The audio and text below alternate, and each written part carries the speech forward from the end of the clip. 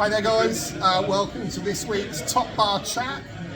Curtis couldn't be with us today, so I've roped in a couple of other dudes. So with me, obviously he was on the YouTube live stream, is our man Dave Crane. Up to 100 views on that now, mate. Wonderful. Once we're monetised, that's like 20 pence or something like that. And then with us, we've got my man Danny, who is QB number 1. He's a rookie quarterback. He was receiver last year. Who stepped into the breach and has been doing an amazing job for us. And then we've got my main man Trey.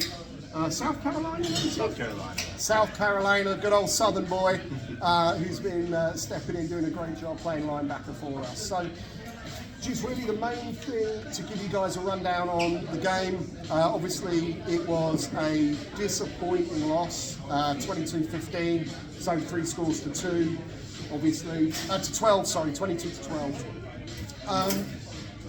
So, we turned up, very much first game vibes, shall we say, in terms of sorting out substitutions. And it's one of those things, I apologise to the guys today, we had a bit of an impromptu film session, and maybe I kind of forgot that a lot of these guys might never have watched a game of football before, you know, so maybe they don't even know when kick-off and kick return happens, kind of thing. But anyway, beyond that, we turned the ball over early. They broke a long run, which was frustrating, got a score. Kick return, we took it to the house for a score. A few series later, we punched it in off a sweep play, which was pretty cool. And then it was really just kind of back to back, you know, back and forth, turnover here, punt there. Half time we were winning, so 12-8. Second half, they got the ball, broke a big run, which was frustrating, which they took in for the score. And then we had our chances to get back in the game. But then unfortunately, they recovered a fumble in the end zone. And yeah, we kind of lost that. Yeah, we ran out of time, you know, but we didn't help ourselves sometimes. So yeah, they probably showed that they were the better organised team in some respects, you know, but certainly I feel a little bit disappointed in some regards. But we went over the film tonight, lots of low-hanging fruit, lots of quick wins that I think we can, you know, deal with fast. And as I was saying to Danny, I think that they might disagree with me, but I think UCL are closer to their 100% than we are. Do you know what I mean? So I'm annoyed, I'm a bit disappointed and stuff, but actually we went back over the film and there was a lot of real positives to sing about. So yeah, we've got 2 practices before UEA, so that's this Sunday. Midday kickoff at Boundary Road Stadium. So anyone in the area who's up for it, be amazing to see you guys. Come down, make some noise, have a couple of drinks on the sideline and meet the guys. So like I say, with me is Danny and Trey. Danny, how do you think the game went, either on a personal level from the team? What's your thoughts? I think getting the personal business out of the way, obviously I don't really like to talk about everything personally, but in the sense of myself, I know I've chucked myself into a deep end to begin with, but it's something I was willing to do from the start. I mean, it's something I've always enjoyed to do. I've been playing this sport for 6-7 years now. I've always enjoyed playing it. I think allowing myself to try and improve with one way or another is probably a good way to do it as playing quarterback. I know I made a few silly decisions here and there, but it's all part of a learning curve at the end of the day. Moving on to the team, I think we played, as a whole, we played a great game, but it's just, yeah, as you were saying about the 100%, but they've been closer to their 100%. But in that sense, not being closer to 100% means that we can then improve quite drastically. We can improve quite drastically on that and achieve 100%. If that means to you coming towards EBA or 10 the following week, just whenever really, I think having the space to improve. And I think these boys are really eager to learn, to improve, to get better. I think that comes with every single practice that we will be better. I think everything will be more streamlined, everything will be more on point. I think, yeah, as a team, we could really make a push and try and get wins under our belt. I think so. And it's nice, we went over the film tonight, and I mean, we were saying Laomi and Tanner are two receivers. And it's funny, it's stuff you don't notice on game day. I mean, we've all been there, guys. You know, it's hard to see on the sidelines. And not that I wasn't looking for it, but those guys, they were blocking so well. Do you know what I mean? On the edge. You look at the film of it, and I don't understand how there's still teams out there that don't film their games. I mean, it was absolutely mad. But no, I think Danny's doing an amazing job. We're turning the culture of the team around. You know, we had a few people turn up that we haven't seen very much, shall we say, which is frustrating. And in a way, I said it in the first podcast, then, do you want these close games first? Maybe you do, maybe you don't. And maybe perhaps the loss gives people a kick up the arse that actually, you know what, if we'd all been at practice a bit more, that loss turns into a win. You know what I mean? Trey, so you're playing sort of outside linebacker for us. Right. Tell us a bit about your background. How did you find the game? How have you found the game in Britain so far? So background. So I started playing when I was maybe 7 or 8 years old in what we call Pee Wee League, and I bounced around on defense, played all the way up through high school, and then took a little hiatus. Had some chances to go to smaller colleges, prioritized education, and then I've been playing. I'm at LSU Law right now, and we have a law school league where I've been playing a little bit of free safety actually, just to have a cover over the top. But here for a semester abroad in law school and found out there was a team, so I came on out. That's I guess about the background. And like you said, the experience has allowed me to be a better fit for outside linebacker for this team, I think, than I would be at a DB spot. And so that's the background of it, I guess. How I found the game on a personal level, it was my very first game playing outside linebacker. So, you know, certainly there were times where I found myself falling into a, DB habit. And that's going to happen, you know. A lot of that is just instinct at this point. You know, it's some forgotten knowledge that comes out in the motion. Yeah, we're only 2 weeks in. Sure. You know what I mean? It's that's the thing we sometimes forget. Being the coaches, we're trying to be very exacting. We're setting high standards, and sometimes we have to remember. You know, some of these guys have literally only been playing 2 weeks, and equally guys have been playing a long time. I'm not trying to break habits, but there's new skills to learn. And when you've been doing something a certain way for 10 years or whatever, you know. Oh, absolutely. No, you know, I guess to speak on a personal level, I was happy with a lot of the stuff that I did. I acknowledge that I made some personal mistakes. Everybody, you know, certainly first game, I let he who has it cast the first stone kind of, mantra. Certainly did a lot of good, and I was happy with it, but there's room to improve, and I know how to grow this coming week. As far as the defense on a whole, so I'm a Carolina boy, like I said. We had a defense back in the 80s that they were called the Fire Ants because they all would swarm. They were referred to it as like fire ants swarming the ball, and I felt like that was us this week. Actually, aside from a couple plays, I mean, I actually lost count. I really think we had maybe like 5 fumble recoveries, 4 or 5. I mean, I lost count of so many, and that front 7, 8 was just on it.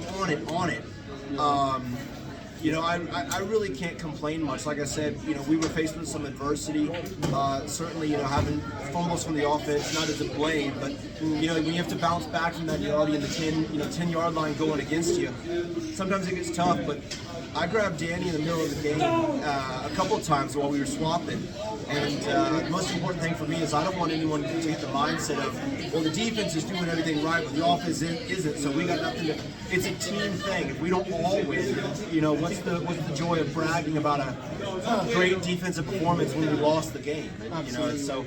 And the fact is, we all know, defense comes together quicker than offense. It's easier to destroy something than make something, On offense, everyone has to be perfect. On defense, one guy just has to make a play. Do you know what I mean? So yeah, I think that's a pretty fair assessment.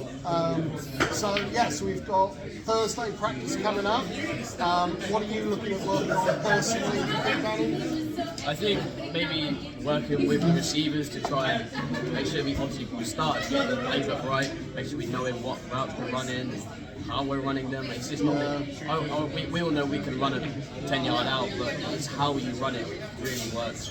I'm speaking on that from me, seeing that in the pocket, stamping it now. I think knowing you can run it there, find the soft zones, or find the places just like hit. I think working with them is a good way to do it.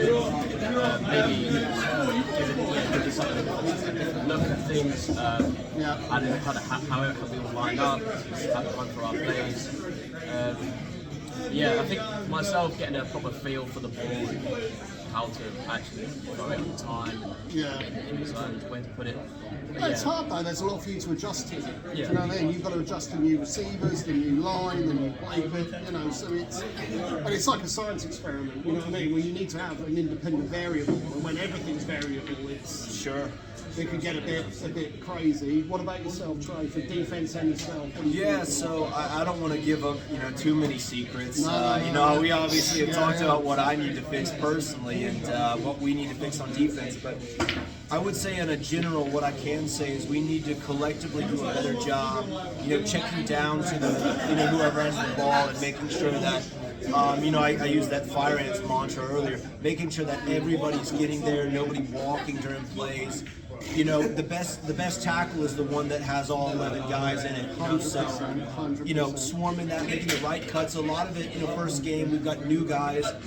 We're blessed on defense to have probably more returners than offense, so there's a little bit more of an understanding. But even so, making sure that we're making the right cuts on these tackles. So I know a couple times I made a bad cut and then I, looked like I was, I did, dive at them and couldn't grab them sometimes, and maybe I got them a couple others. But it's about getting that right read, the breakdown, and just getting all bodies on the ball. I would say for us, that's the big focus. And the thing is, I was talking to James Martin the other day, and he's very gracious. Some of the things he made reference to stuff that I'd forgotten talking about, years back. And one of those things is, like Trey says, it's just getting 11 guys on the football on defense. Do you know what I mean? And when I talk to other coaches or people involved in the game, and they say, well, how do we make British football better? And it's like I've said to you guys in the first sessions, well, the first thing to do is try. Do you know what I mean? And you watch so much film, and guys are walking around and loafing. And it's like, well, actually, you don't see that in the NFL. You don't see that in top-level college sports. Guys just taking plays off, idling around on the field. So first thing is, let's make sure we're actually all running. And then, hopefully, good things will happen. And then, we're one game in. Last question for you guys, okay? Who's your early money on for Rookie of the Year, do you reckon? Yeah, I've dropped that on them. You want to go first? I've dropped it on, yeah. I think one for each side of the ball. No, I want overall rookie. And we've got some dudes, guys. If you come down on Sunday, that's the great thing about having so many rookies. This is going to be, I think, the greatest rookie class ever. And there's some guys who are going to make a claim on Rookie of the Year. So I'm intrigued to see what they're thinking at the cold face. Before you give it yours, I just want to say, especially I know a lot of the older guys watch this or the alumni, I do want to say that, although we could probably only pick one, maybe two guys, all of our rookies, most of our rookies at least, are coming to every single thing we do. Last week we had 2 or 3 player leads that were not, regular practice. It was not mandatory, and they're showing up. So the one thing I will say about our rookies is, like any rookie that has never played this game, they need polishing. But these guys want to learn, and you give it, a year or two, these guys are going to be forces. I'll give all of them that shout out. I got to give them all a shout out on that. Yeah. Go on. Yeah, go on, Dan. It's hard. It's like I said, there's a lot of good talent, a lot of good. But I think for me, for a guy who came in, unfortunately, had suffered a bit of a knock early on in the game, in our game on Sunday. I'd probably have to go with Finn. I mean, his eagerness and desire to get here and turn up, and just even if he's like sick as a dog, he still wanted to turn up and still be eager to play. Yeah, that's a smart pick from Danny, because he knows what Coach Roberts looks for. He's thinking who's got the attitude, who's got the effort. Finn plays linebacker for us. What is he? Maybe 5'9", probably something like that. Athletic guy. He comes from a soccer football background. but he's getting it. You know, he's a joy to be around. He's a great team member. And I think that's a shrewd pick. I think he'll be there or thereabouts. Trey, what about yourself? No surprise, same pick. Yeah? Yeah, no, he's fantastic. Oh, okay. You've got the Trey UK fan club. No, not Trey Finn, sorry. Yeah, okay, yeah. No, Finn has come to every single event. And I had a conversation with Finn before the scrimmage with the Glads.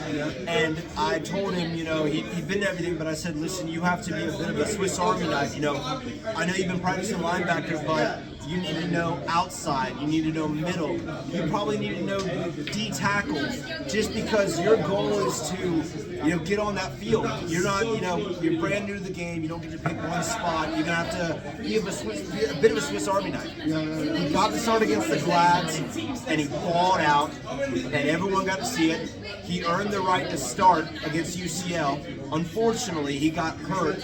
Very first play of the game, had to catch a short kickoff as a blocker, and he caught it and went about 15 yards. Give him credit, about 15 yards, but took a shot to the knee. I think the official was a strained tendon, and I felt so bad from the whole game. He was talking about how, it's fine, I'm icing it, I'm going to get back in third quarter. I'm going to be back fourth quarter. I mean, I actually had to, pull him aside and say, hey, listen, man, you're done on this one, but it's 7 games to go. He's got the heart of a lion. He wants to learn it. He's a bit of everything. And he certainly will continue to be a force to be reckoned with. Absolutely. He's questionable. He's questionable. Yeah, right. No, well, I think I agree.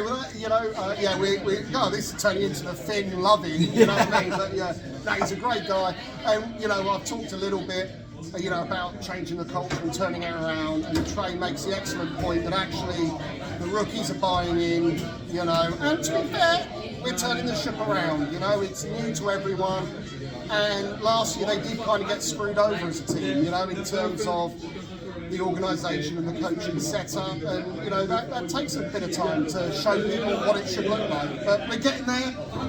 David was outside on the plane. Delighted. Good. So I think Dave is our independent adjudicator, just to make sure. I don't know, but yeah, we'll get you on next week. That's fine. I'm looking forward to these trap interviews that I'm not prepared for. There you go. So guys, thank you so much for your support. It really means a lot. Remember, Sunday, midday kickoff. Really hope to see as many of you there as possible. There we go. Right. Thank you to Danny and Trey. We'll catch you guys later. See you later.